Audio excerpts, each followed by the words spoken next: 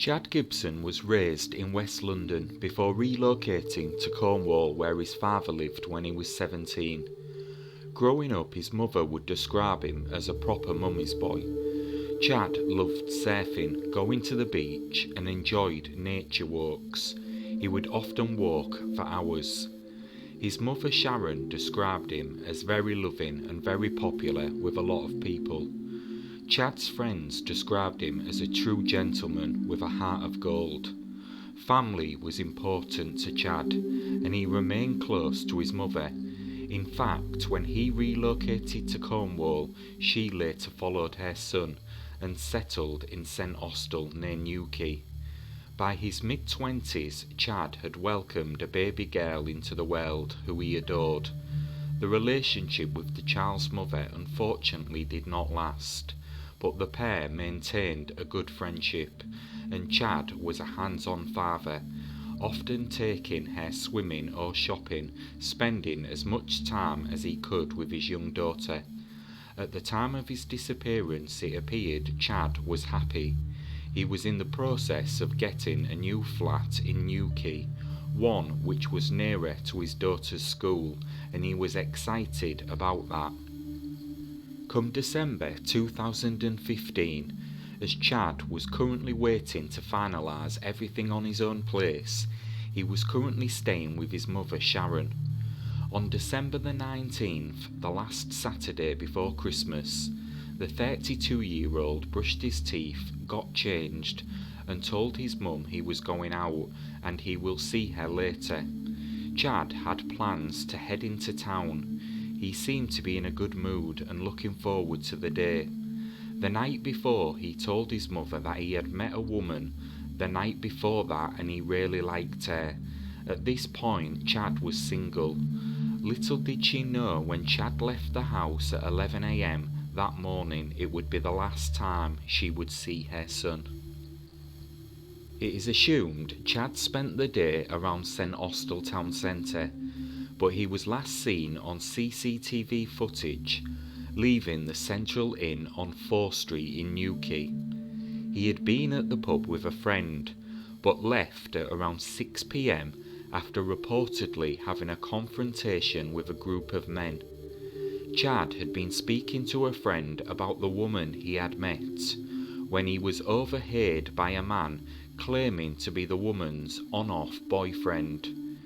Chad tried to defuse the situation, apologising to the man and explaining that he didn't know she was in a relationship, but the man and his friends reportedly followed Chad into the toilet, where there was a confrontation. After Chad left the pub, he was heading towards the Beacon Road, Tower Road area, and CCTV captures him jogging across the mini roundabout and out of sight. He has not been seen since. That night, Chad didn't return home. His mother wasn't immediately concerned. It was common for Chad to link up with friends and not return until the next day. Obviously, Chad was 32 and he could come and go when he pleased. But come Monday, she was starting to feel uneasy, and as the days came and went and Chad still didn't come home, Sharon started to panic. But it was Christmas Day when she knew something was not right. Although she had travelled to Watford to spend time with her daughter, she never heard anything from Chad. No message, no Merry Christmas, nothing. She knew he would always be in touch. When she returned home on Boxing Day and he still wasn't home, she reported him missing. The police did not immediately launch an investigation, and the case wasn't treated as a priority. Officers believed he was simply partying over the festive period. Eventually, an investigation was launched, but not much has been revealed about the case. Other than the CCTV footage, there does not appear to be many leads to pursue.